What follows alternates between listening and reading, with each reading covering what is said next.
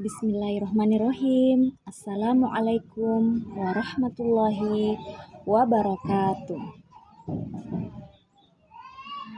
Innal hamdalillah nahmaduhu wa nasta'inuhu wa nastaghfiruhu wa na'udzu billahi min syururi anfusina wa min sayyiati a'malina. Man yahdihillahu fala mudhillalah wa man yudlilhu fala hadiyalah. Asyhadu an la ilaha illallah wahdahu la syarikalah wa asyhadu anna Muhammadan abduhu wa rasuluhu la nabiyya ba'da. Alhamdulillah teman-teman sekalian, hari ini kita masih diberikan oleh Allah Subhanahu wa taala begitu banyak karunia di mana kita masih diberikan kesempatan untuk kembali membaca Al-Quran. Di tengah kesibukan kita di dunia ini, kita sering lupa untuk membaca Al-Quran kita. Padahal di dalam Al-Quranlah kita bisa menemukan ketenangan dengan cara membaca dan menghayati setiap makna yang tersimpan di dalamnya.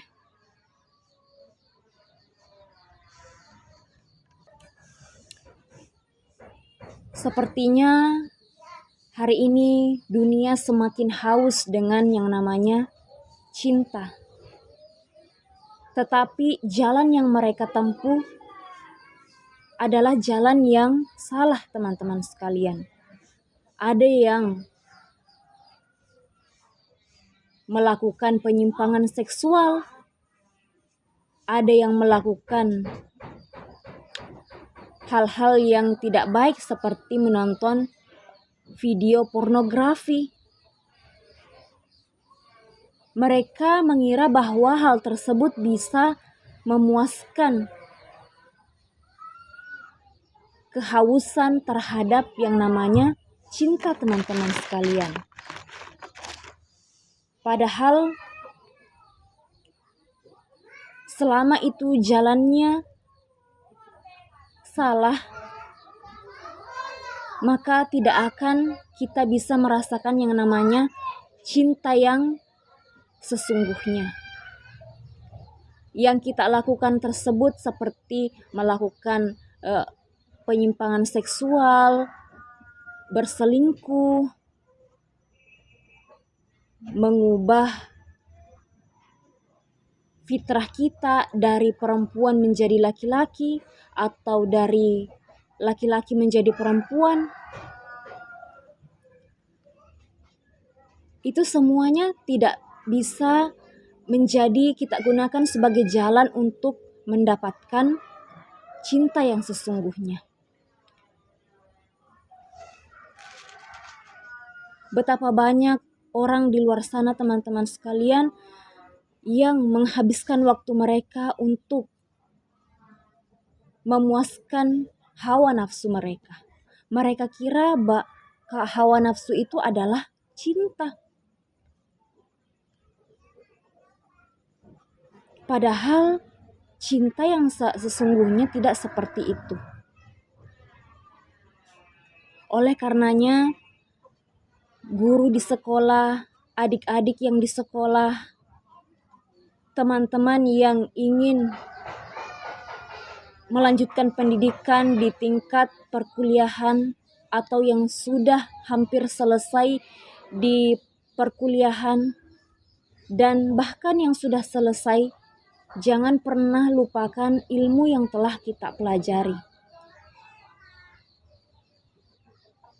Jadikan ilmu tersebut sebagai penerang bagi dunia ini, bagi orang-orang yang sedang kehausan akan yang namanya cinta dan kasih sayang.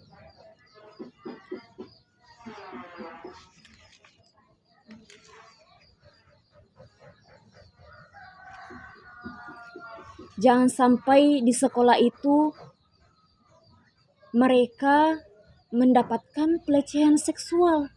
Jangan sampai orang-orang yang sudah memiliki jabatan yang tinggi, contohnya seperti ASN, ya, orang-orang yang memiliki pangkat masih melakukan yang namanya penyimpangan seksual. Orang yang sudah bergelar dokter justru melakukan penyimpangan seksual. Orang yang sudah bergelar ustadz, pimpinan pondok pesantren, justru malah melakukan yang namanya penyimpangan seksual terhadap anak-anak didiknya yang seharusnya mereka didik menjadi orang-orang yang berkarakter, orang-orang yang fitrahnya terjaga, kesuciannya terjaga, tetapi mereka lah yang justru menodai kesucian mereka. Justru mereka lah yang menjadikan anak-anak tersebut, anak-anak yang tidak berdosa tersebut menjadi terjerembab ke dalam yang namanya dosa. Na'udzubillahi min dzalik.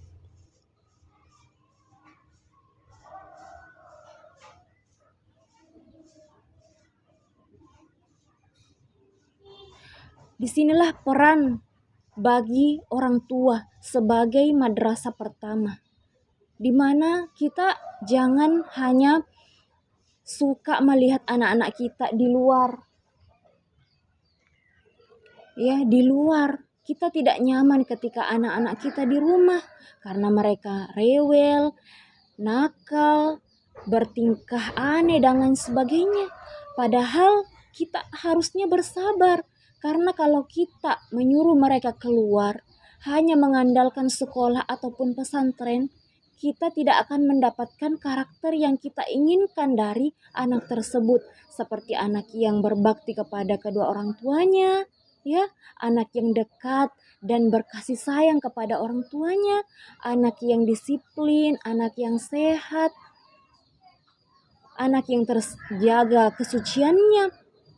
Karena kita sudah melihat banyak sekolah-sekolah, pesantren-pesantren, instansi-instansi, baik itu di kepolisian, di kedokteran, dalam pendidikan, semuanya memiliki hal-hal yang bisa merusak anak-anak kita.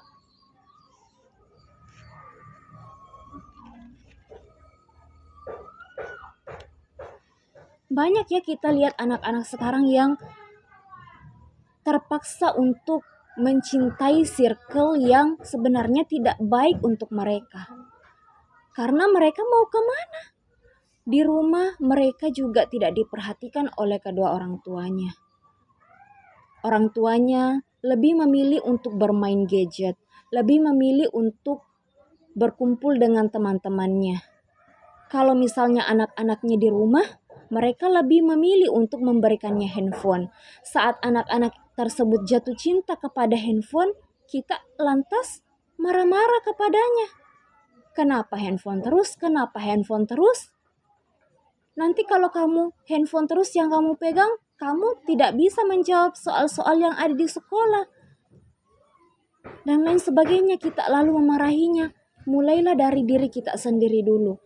Letakkan handphone kita, baru kita bisa menyuruh anak kita untuk meletakkan handphone mereka.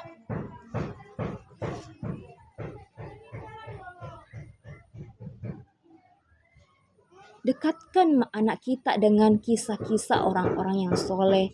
Dekatkan anak kita dengan Al-Quran. Kalau kita jarang membuka Al-Quran, bagaimana anak kita bisa rajin membaca Al-Quran? Kalau kita saja sangat jarang membuka Al-Quran. Bahkan tidak pernah, kadang kita tidak pernah membuka Al-Quran 1 sampai 3 hari atau sampai berminggu-minggu. Bagaimana caranya kita bisa mendidik anak-anak kita kalau kita sendiri sibuk bermain dengan handphone kita?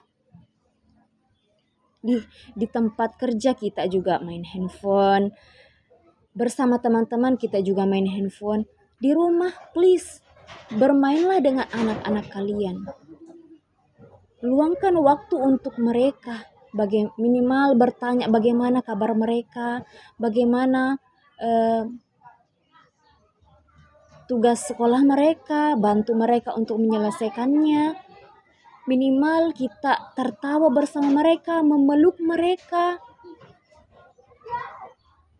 ya, memberikan sentuhan kasih sayang, memberikan pujian kalau anak-anak kita butuh pujian. Ya, orang tua di rumah belajar untuk bagaimana mendidik anak-anak kita. Karena di sekolah kita tidak diajarkan untuk bagaimana caranya mendidik anak-anak kita agar menjadi anak-anak yang tangguh dan berkarakter.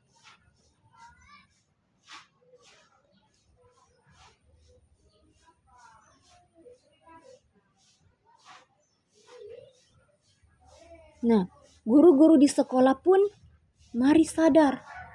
Jangan juga terlena, jangan juga tertawa, terbawa emosi, terbawa suasana melihat berita-berita yang ada di televisi.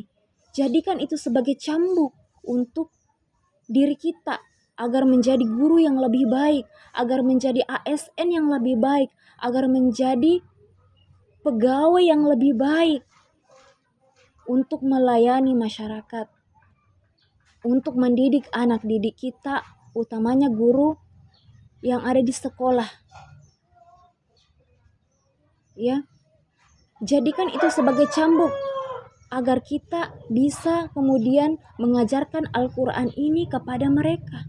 Karena yang mereka butuhkan adalah cinta dari Allah Subhanahu wa Ta'ala. Bagaimana caranya mereka bisa mendapatkan cinta dari Allah?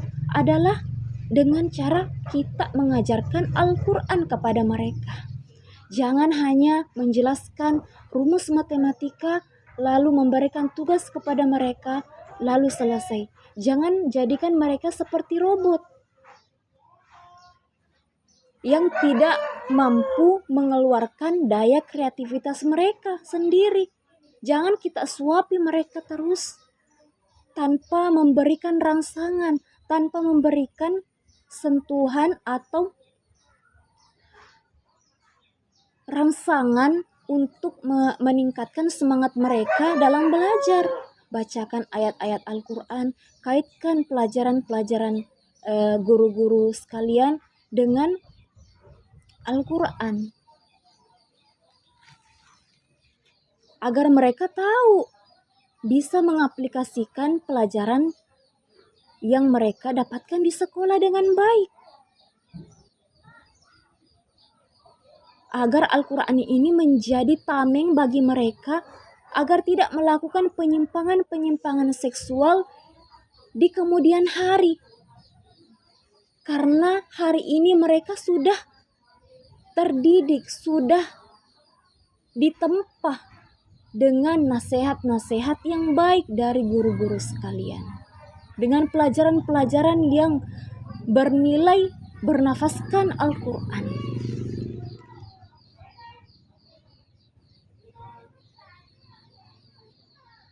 Kita jangan membebankan ilmu pelajaran Al-Quran itu kepada guru agama, guru BTA.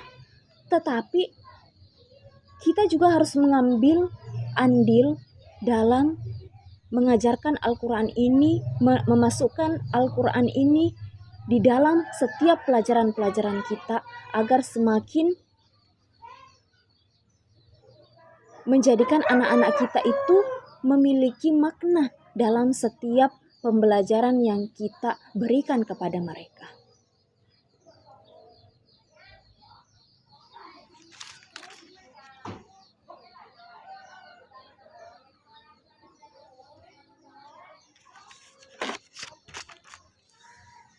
Ya.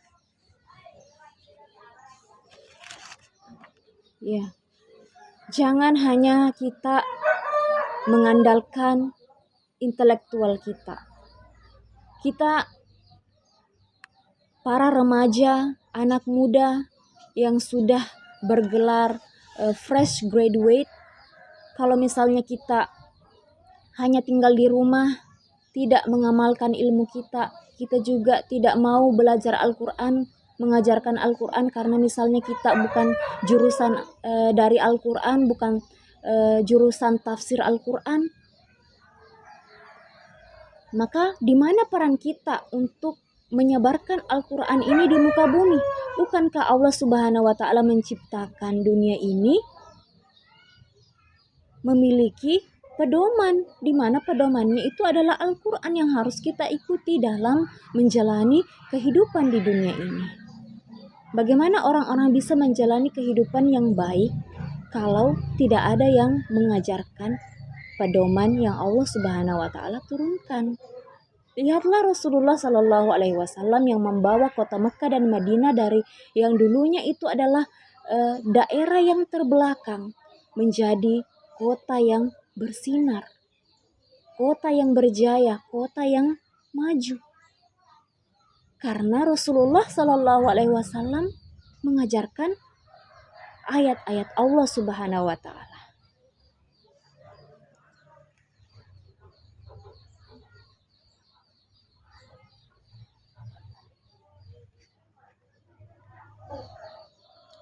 Ya, Rasulullah adalah makhluk Allah Subhanahu wa Ta'ala yang dimana kemudian dia juga manusia biasa. Dia bahkan tidak tahu baca tulis. Tapi bagaimana kita kemudian mengikuti jejak Rasulullah ini? Allah Subhanahu wa Ta'ala berfirman, A'udzu billahi minasyaitonir rajim. Bismillahirrahmanirrahim. Iqra' bismi rabbikal ladzi khalaq. Khalaqal insana min 'alaq. Iqra' wa rabbukal akram. Alladzi 'allama bil qalam. 'Allamal insana ma lam ya'lam. Kalla innal insana layatgha. Ya.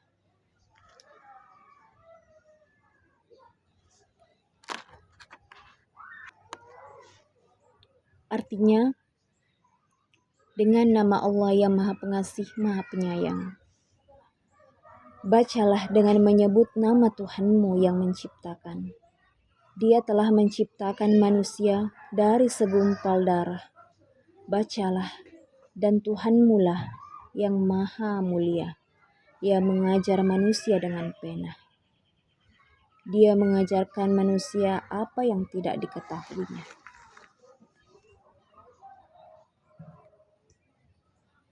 Allah Subhanahu wa Ta'ala juga berfirman di dalam Al-Quran surah Ar-Rahman,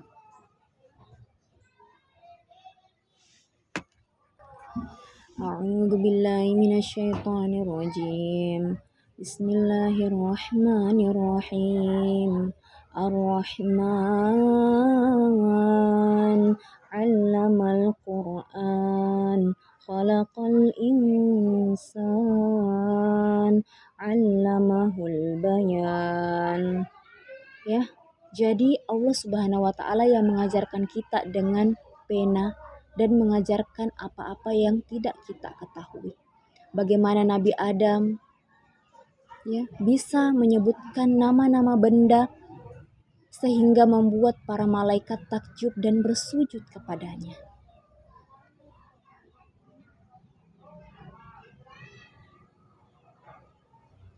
Maka gunakanlah kemampuan yang Allah Subhanahu wa Ta'ala berikan ini untuk mengajarkan Al-Quran.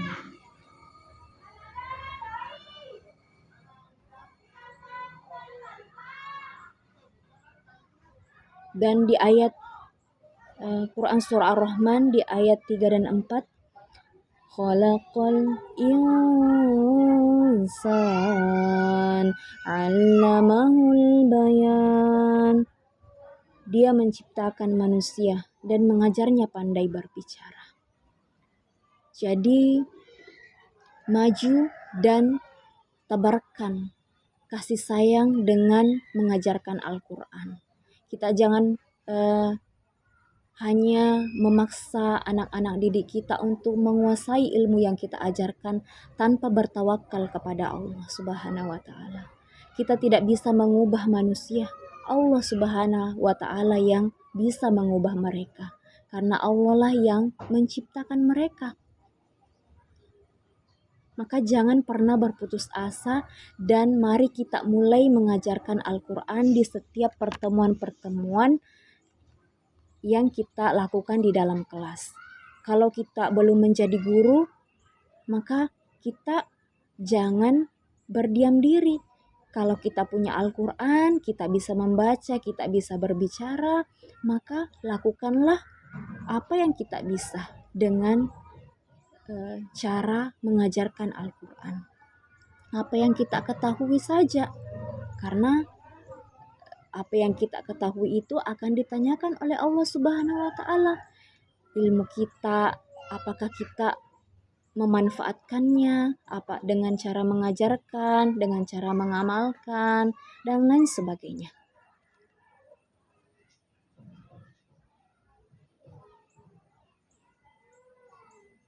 Dan di Al-Quran surah Ar-Rahman ini Allah Subhanahu wa taala memberikan kita rasa tenang, rasa percaya diri agar kita tidak mundur, agar kita tidak gentar menghadapi dunia yang semakin rusak ini, teman-teman sekalian.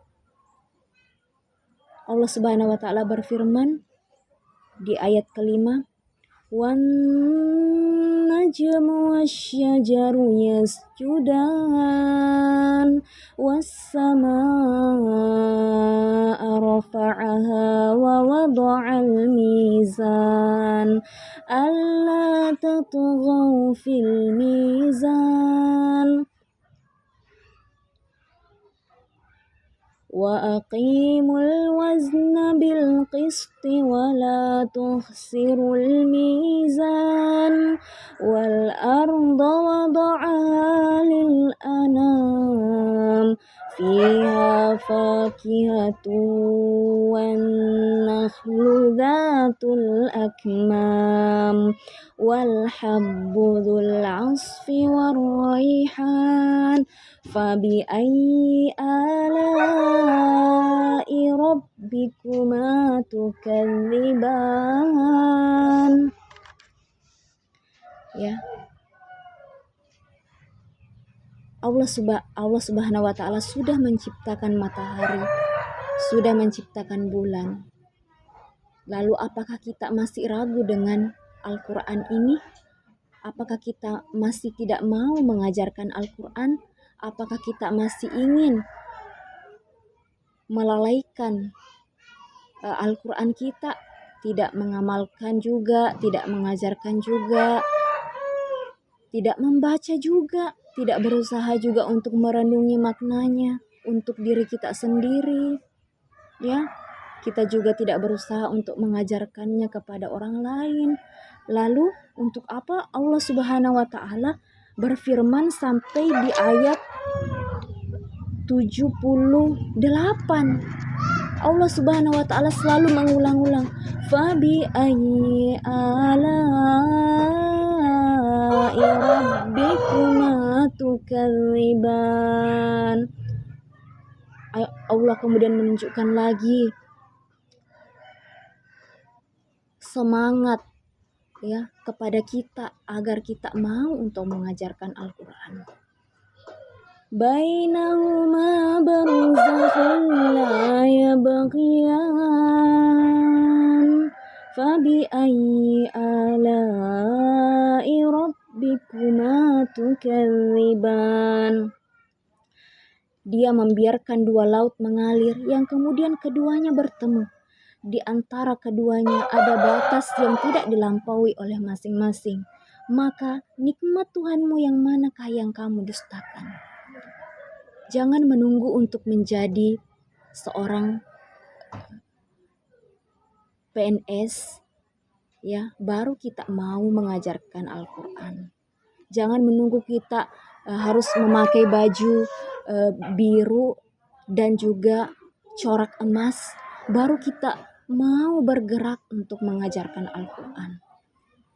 Meskipun kita masih anak kuliah ataupun baru lulus kuliah, belum punya pekerjaan, bahkan belum honor di sekolah, tapi kita sudah bisa membaca Al-Quran, sudah punya basic, baik itu di bidang ekonomi, dalam ilmu matematika.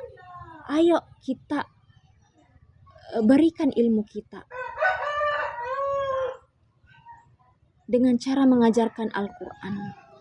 Jadikan Al-Quran sebagai fondasi bagi ilmu yang sudah kita dapatkan tersebut.